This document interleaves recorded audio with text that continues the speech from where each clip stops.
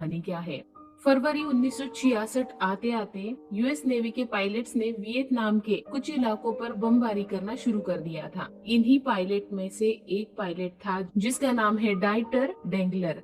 और डाइटर जब वियतनाम के लेओस के ऊपर बमबारी कर रहा था तभी उसके प्लेन के लेफ्ट पंख पर गोली लग जाती है, जिससे उसका पंख आधा टूट जाता है और इस वजह से उसका प्लेन क्रैश हो जाता है। जबकि उसकी इस हादसे में जान बच जाती है, लेकिन यहाँ के जो लोग होते हैं वो उसे देख लेते हैं, उसे पकड़ना चाहते हैं। डाइटर जंगल की तरफ भाग जाता है और पत्तों के नीचे अपने आप को दबा लेता है, जिसकी वजह से उसे लेओस के लोग देख नहीं पाते। लेकिन अभी भी उसकी जान सुरक्षित नहीं है, क्योंकि वो दूसरे देश में है, दुश्मन देश में है और अब उसे चारों तरफ से ढूंढा जा रहा है। वो सबसे पहले अपनी गन और अपनी रेडियो को छुपा देता है और इसके बाद रात को उसके पास जो स्लीपिंग बैग था उसी के अंदर वो जंगल में जाकर सो जाता है। सुबह जब वो उठता है तो उसे हेलीकॉप्टर की आवाज आती है जो उसी को ढूंढने के लिए आए थे वहाँ पर। लेकिन जब तक वो बाहर निकलता तब तक वो हेलीकॉप्टर वहाँ से जा चुके थे। वो एक पत्थर के ऊपर चढ़कर भी देखता है, लेकिन उसे दूर दूर तक कोई भी रेस्क्यू टीम नजर नहीं आती। इसके बाद जब वो जंगल में पानी पी रहा था तभी लेओस के कुछ लोग उसे पकड़ लेते हैं। दरअसल लेओस की एक ऑर्गेनाइजेशन है जो वियतनाम के आर्मी के अंडर काम करती है और इस का नाम पैथेट लाओ ये है। ये लोग इसे पकड़कर गांव में ले जाते हैं। यहाँ पर सभी लोग बहुत ही आम और सिंपल होते हैं। अब डाइटर इनके कब्जे में है। वो डाइटर के हाथ और पैर बांध देते हैं। डाइटर इन लोगों से बात करने की कोशिश भी करता है, लेकिन इनमें से किसी को भी इंग्लिश नहीं आती और जो भाषा ये लोग बोल रहे होते हैं वो डाइटर को समझ में नहीं आती। ये लोग डाइटर को यहाँ के गवर्नर के पास लेकर जाते हैं जिसे इंग्लिश बोलनी आती है, लेकिन डाइटर उसे कहता है कि मैं अमेरिकन नहीं बल्कि जर्मन हूँ। दरअसल डाइटर का जन्म जर्मनी में हुआ था, इसीलिए उसे जर्मन बोलनी भी आती है। लेकिन कुछ देर बाद वो बताता है कि मैं एक अमेरिकन हूँ और मुझे अपने देश से प्यार है। गवर्नर उससे पूछता है कि तुम हमारे खिलाफ वॉर क्यों करना चाहते हो। डाइटर कहता है कि मैं कोई भी वॉर करना नहीं चाहता। मैंने अपने बचपन में बहुत वॉर देखे हैं। मैं तो बस प्लेन उड़ाना चाहता था और अब मैं यूएस आर्मी में हूँ। गवर्नर उसे एक पेपर देता है और कहता है कि इस पे साइन करो।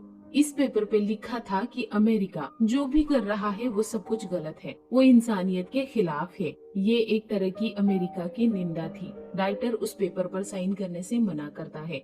गवर्नर कहता है कि अगर तुम इस पेपर पर साइन करोगे तो 2 हफ्तों में हम तुम्हें छोड़ देंगे और यहाँ पर तुम हमारे मेहमान बनकर रहोगे। लेकिन डाइटर ऐसा करने से मना कर देता है, इसीलिए अब उसे टॉर्चर करना शुरू कर दिया है। उसे बहुत ही बुरी तरीके से और अलग अलग तरीके से टॉर्चर किया जाता है। फिर ये लोग यहाँ से डाइटर को एक दूसरे और दूर के कैंप में लेकर जाते हैं जहाँ पर पहले से कुछ कैदी है। उसमें 2 अमेरिकन पायलट भी हैं, जिसमें से एक का नाम जेन है और दूसरे का नाम ड्यूअन है।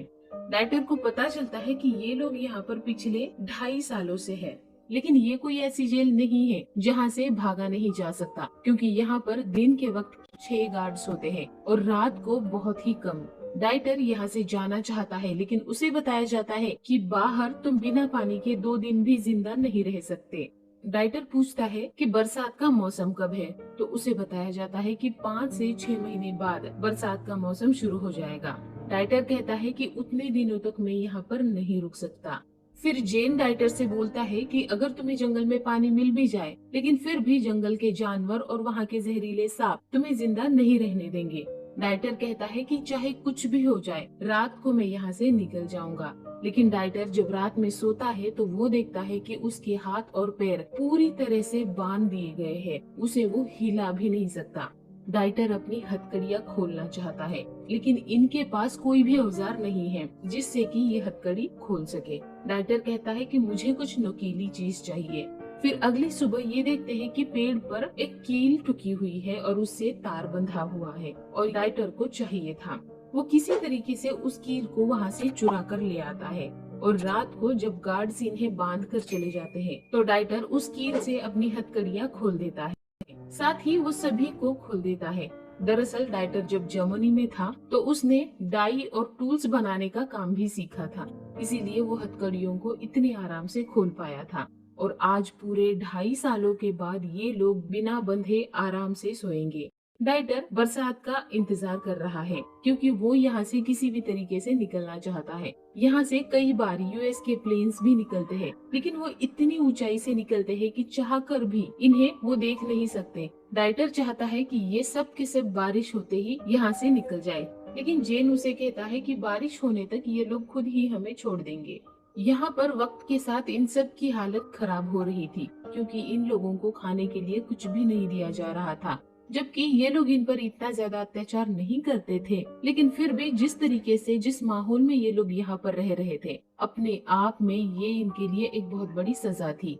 यहाँ पर जो गार्ड्स है, जब वो दिन में खाना खाने के लिए जाते हैं, तो उस वक्त भी ये लोग इन कैदियों को बांधते हैं। और डाइटर अपने सारे साथियों को अपना एक प्लान बताता है और वो कहता है कि जब भी गार्ड्स दिन में खाना खाने के लिए जाते हैं और हमें बांध देते हैं, उस वक्त ये अपने सारे हथियार अपने से दूर रखते हैं। तो हम इन गार्ड्स के हथियार लेंगे और इन्हें अपने कब्जे में लेंगे, और उसके बाद जब हमारे प्लेन्स यहाँ से गुजरेंगे तो हम उन लोगों को सिग्नल देंगे और यहाँ से निकल जाएंगे। इसके बाद ये लोग अपने प्लान पे काम करना शुरू कर देते हैं। जब दिन में इन्हें बांध दिया जाता है तो ये अपने आप को खोल लेते हैं और एक लकड़ी पर शीशे का टुकड़ा लगाकर चारों तरफ मॉनिटर करते हैं कि कौन सा गार्ड क्या करता है और कहाँ होता है। और ये सब इनके पास लकड़ियाँ होती है, उस पे ये पूरा प्लान बना रहे होते हैं। एक दिन ये सब लोग उन्हीं लकड़ियों पे प्लान बना रहे होते हैं कि कौन सा गार्ड किस वक्त कहाँ पर होता है। तो यहाँ पर एक गार्ड आ पहुँचता है और वो इनके सर पर गन तान देता है, लेकिन ये उसे ये दिखाते हैं कि ये उनकी गेम है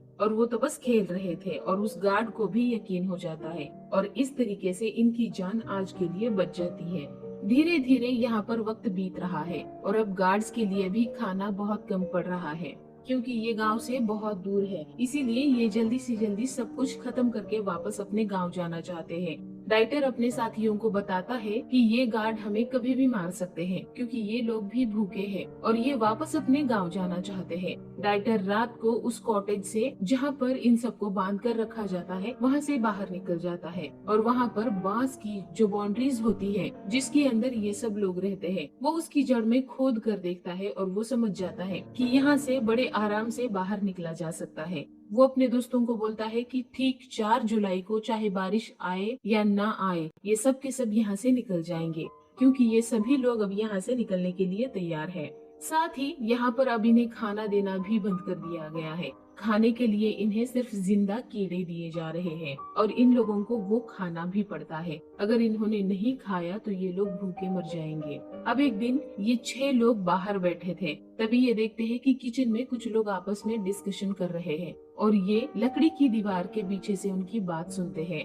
इन 6 में से एक ऐसा होता है जो इनकी भाषा को समझ सकता है और उसे पता चलता है कि यहाँ पर खाने की बहुत कमी है, क्योंकि यूएस आर्मी लगातार इनके ऊपर, इनकी जमीन के ऊपर बमबारी कर रही है। इसीलिए अब किसान फसल नहीं उगा पा रहे हैं और यहाँ पर जो लोग इन सबको, यानी कि इन 6 लोगों को मारने की प्लानिंग कर रहे थे, उनका प्लान ये होता है कि इन्हें जंगल में ले जाएंगे और सब मार देंगे और ये कह देंगे कि ये भागने की कोशिश कर रहे थे, इसीलिए उन्होंने इन 6 लोगों को मार दिया है। फिर डाइटर कहता है कि अब हम यहाँ पर नहीं रुक सकते, हमें कल ही यहाँ से निकलना होगा।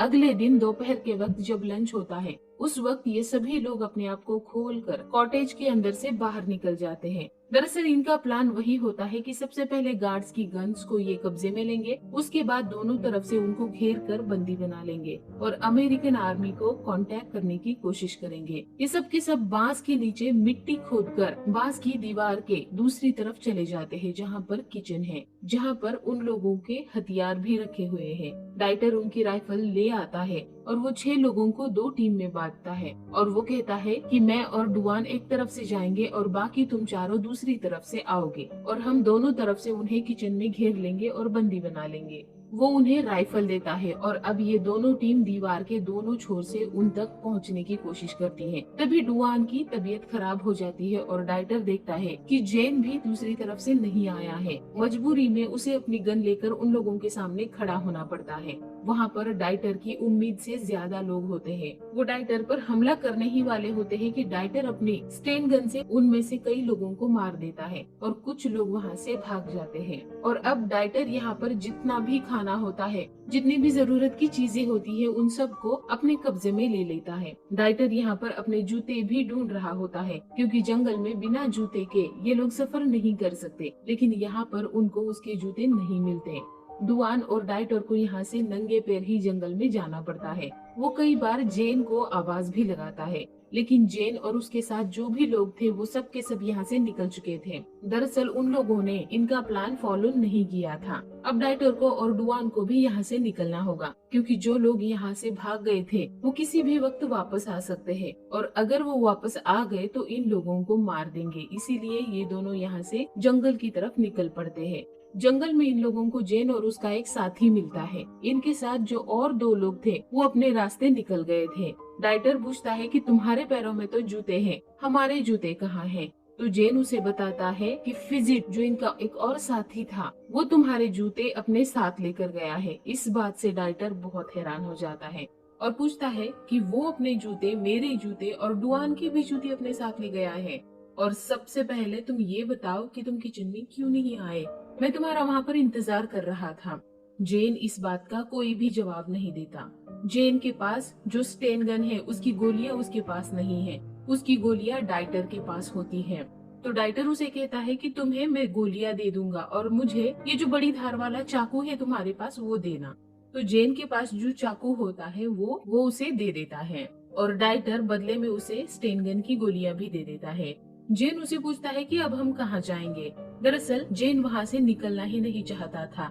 डाइटर कहता है कि मुझे नहीं पता, और वो डुआन के साथ जंगल के रास्ते की ओर निकल पड़ता है। वही जेन के साथ जो आदमी होता है, ये दोनों जंगल के दूसरे रास्ते की तरफ निकल पड़ते हैं। ये सब एक साथ नहीं रह सकते, क्योंकि ऐसा करने से हलचल ज्यादा होगी, इन्हें दूर से ही देखा जा सकता है। इसीलिए ये अलग अलग रास्ते की ओर चल पड़ते हैं। और कुछ ही देर बाद यहाँ पर बारिश हो जाती है। डाइटर और डुआन पेड़ के पत्तों के नीचे आसरा ले लेते हैं। बारिश होने से इन्हें पीने का पानी भी मिल जाता है, इसीलिए इनकी बॉडी हाइड्रेट हो जाती है। और इनके पास खाना भी था। और जब ये कुछ खा रहे होते हैं तभी ऊपर से पानी का बहुत तेज बहाव आता है और इन दोनों को नीचे बहा कर ले जाता है। तो ये लोग बरसात से बचने के लिए चट्टान का सहारा ले लेते हैं, और अगली सुबह बारिश पूरी तरह से बंद हो जाती है। तो डाइटर डुआन को बताता है कि नीचे नदी है और हम एक राफ्ट बनाएंगे, और उस राफ्ट से हम नदी के जरिए थाईलैंड तक पहुंच सकते हैं, जिससे कि हमारी जान बच जाएगी। और मुझे पूरा यकीन है कि इस रास्ते से जाने पर हमें कोई देखेगा भी नहीं। यहाँ बांस की लकड़ी से एक राफ्ट बना लेते हैं वो लोग, और अब नदी के सहारे धीरे धीरे आगे बढ़ना शुरू करते हैं। बारिश की वजह से नदी में बहाव होता है और धीरे धीरे ये बहाव बढ़ना शुरू हो जाता है, और आगे इतना ज्यादा बहाव होता है कि इनकी राफ्ट इनसे अलग हो जाती है। वो नदी में बह जाती है और मजबूरी में इन दोनों को किनारे पर आना पड़ता है, और इन दोनों को यहाँ से निकलने का कोई और रास्ता ढूंढना होगा। जंगल बहुत बेरहम होता है। इनके पूरे शरीर पर जोंक चिपक जाती है जो इनका खून चूस रही होती है।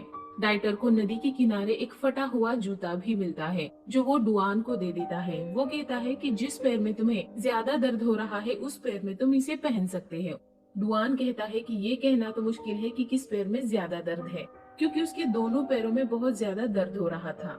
क्योंकि जंगल में बिना जूते के चलना अपने आप में एक बहुत बड़ी सजा है। डाइटर के पास जो राइफल होती है वो उसे नदी में फेंक देता है, क्योंकि राइफल को लेकर इन रास्तों पर चलना बहुत मुश्किल है। धीरे धीरे अब डुआन की हालत खराब हो रही है और ये दोनों एक जगह पर पहुंच जाते हैं जहां पर कभी कोई गांव हुआ करता था, लेकिन अब ये पूरी तरह से बंजर हो चुका है। और डाइटर और डुआन यहाँ पर आराम करते हैं। डुआन डाइटर से कहता है कि अब मैं आगे नहीं चल सकता, मेरी हिम्मत जवाब दे चुकी है और आगे का सफर तुम्हें अकेले ही तय करना होगा। डाइटर कहता है कि हम दोनों साथ निकलेंगे और मैं तुम्हारी मदद करूंगा। और तभी डाइटर को हेलीकॉप्टर की आवाज सुनाई देती है और वो खुश हो जाता है। वो देखता है 2 अमेरिकन हेलीकॉप्टर्स उसी की तरफ आ रहे होते हैं। वो नीचे से चिल्लाना शुरू कर देता है, जोर जोर से हाथ हिलाना शुरू कर देता है, लेकिन ये हेलीकॉप्टर्स इन्हें नहीं देखते और यहाँ से चले जाते हैं। डाइटर इस बात से निराश हो जाता है, क्योंकि इन दोनों के पास ये मौका था ये लोग घर जा सकते थे, लेकिन ये मौका उनकी नजरों के सामने से निकल चुका था। अब ये दोनों बैठे हुए होते हैं, तभी डुआन डाइटर से कहता है कि चिल्लाओ मत, जोर जोर से बातें मत करो, यहाँ पर गार्ड्स आ जाएंगे। डाइटर कहता है कि मैं तो कुछ भी नहीं बोल रहा हूँ। दरअसल डुआन की दिमागी हालत बहुत खराब हो चुकी है। अब उसे हेल्यूसिनेशंस होने लगे हैं। उसे ऐसा लग रहा है कि डाइटर कुछ बोल रहा है, जबकि डाइटर पूरी तरह से खामोश होता है। डाइटर उसे यहाँ पर सुला देता है और खुद दो बांस की लकड़ियों को रगड़कर आग जलाने की कोशिश करता है, जो इसने इन लोगों से सीखी थी जिन्होंने इन्हें बंदी बनाकर रखा हुआ था। और वो आग जलाने में कामयाब भी हो जाता है। और जब हेलीकॉप्टर्स आसमान में दोबारा से उसे दिखते हैं, तो यहाँ पर जो लकड़ी का घर होता है, डाइटर उसे जला देता है और हेलीकॉप्टर्स उसकी तरफ आते हैं। और डाइटर को लगता है कि अब उसकी जान बच जाएगी, लेकिन हेलीकॉप्टर में जो अमेरिकन होते हैं उन्हें लगता है कि ये आदमी इसी देश का नागरिक है, इसीलिए डाइटर पर गोलियां चला देते हैं। डाइटर बड़ी मुश्किल से अपनी जान बचाता है और जोर जोर से चिल्लाता है कि तुम मुझे अभी बस मारने ही वाले थे, लेकिन उसकी चीख और पुकार का कोई फायदा नहीं है। हेलीकॉप्टर एक बार फिर से निकल जाते हैं और अगली सुबह यहाँ से डाइटर और डुआन आगे निकलते हैं। और अब दोनों की हालत बहुत ज्यादा खराब हो चुकी है, क्योंकि दोनों कुपोषण के शिकार हो चुके हैं। और जब ये खेत के किनारे से आगे बढ़ रहे होते हैं, तभी इन्हें गांव वाले देख लेते हैं और चारों तरफ से घेर लेते हैं। ये दोनों वहीं पर घुटनों पर बैठकर अपने हाथ जोड़ लेते हैं, लेकिन यहाँ के लोग अमेरिकन से नफरत करते हैं और उनके हाथों में खेतों पर काम करने वाले औजार होते हैं। वो उससे डुआन को मार देते हैं और इससे पहले कि वो डाइटर को भी मार दे, डाइटर के पास जो लंबा धार वाला चाकू होता है, वो उससे उन लोगों को डराता है। और जब गांव वाले वहाँ से भाग जाते हैं, तो डाइटर जंगल के अंदर भाग जाता है। डुआन अब मर चुका है और डाइटर अब अकेला है। वो रात भर जंगल में छुपता है। यहाँ के लोग उसे ढूंढ रहे होते हैं, लेकिन डाइटर उन्हें नहीं मिलता। और अब डाइटर की दिमागी हालत भी ठीक वैसी ही हो चुकी है जैसे कि डुआन की हुई थी। उसे डुआन की आवाज सुनाई देती है। उसे लगता है कि उसके आसपास ही कहीं पर डुआन है, लेकिन डुआन तो मर चुका है। और डाइटर कमजोर है, उसकी दिमागी हालत ठीक नहीं है। गांव वालों से बचकर वो जंगल में छुपा हुआ है और साथ ही वो कई दिनों से भूखा भी है।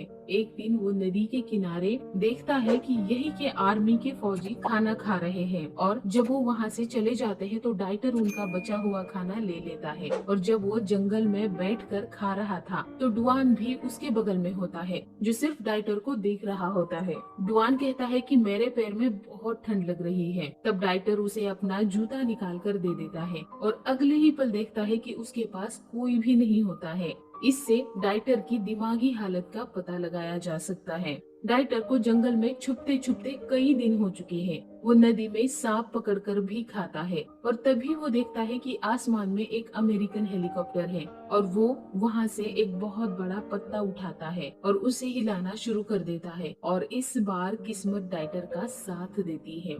वो हेलीकॉप्टर उसे देख लेते हैं और वो उसके लिए रस्सी भी नीचे फेंक देते हैं। लेकिन जब वो उसे रस्सी से ऊपर खींच ही रहे होते हैं, तभी वहाँ के लोग जो डाइटर को ढूंढ रहे थे उस पर गोलियां चलाने ही वाले थे कि ऊपर से हेलीकॉप्टर भी उनके ऊपर गोलियां चलाने लगता है और वो सब के सब जंगल के अंदर भाग जाते हैं। और इस तरीके से डाइटर को बचा लिया जाता है। डाइटर को पहले हॉस्पिटल में ले जाया जाता है और उसके बाद उसके बटालियन के उसके दोस्त आते हैं और वो उसे वापस अपने शिप में ले जाते हैं, जहां उसका एक हीरो की तरह वेलकम किया जाता है। डाइटर ने वहां कैद में 6 महीने गुजारे थे और जंगल में उसने 30 दिन सरवाइव किया था और वो यूएस का पहला नेवी पायलट था जो वहां से भाग कर आया था। डाइटर के बाकी साथियों का कभी भी कुछ भी पता नहीं चला और इसी के साथ ये फिल्म यहीं पर खत्म हो जाती है। इस फिल्म में हमें डाइटर के जीवन की सच्ची घटना दिखाई गई है